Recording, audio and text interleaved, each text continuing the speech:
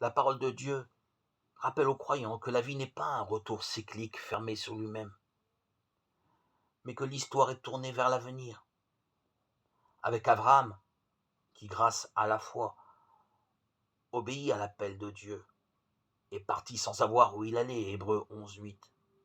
L'histoire humaine devint le lieu où s'accomplit une promesse. Les descendants d'Abraham étaient dans la joie parce qu'ils savaient à quelle promesse ils avaient cru.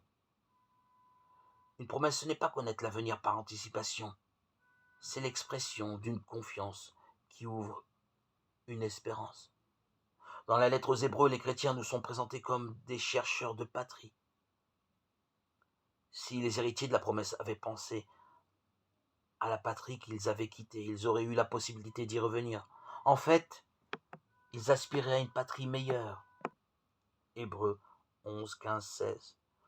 Pour eux, rien n'est établi définitivement. Ils adoptent comme pays la terre où ils se trouvent, car ils sont en attente d'un séjour toujours promis, le ciel. De même, l'Évangile nous dit que les chrétiens attendent quelqu'un et que cette attente ne se fait pas les yeux levés vers le ciel.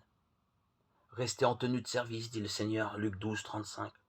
Les disciples sont invités à rester serviteurs de ce que le Maître met sur leur route. C'est ainsi qu'ils les disposeront à accueillir Dieu lui-même et qu'ils marcheront vers la patrie.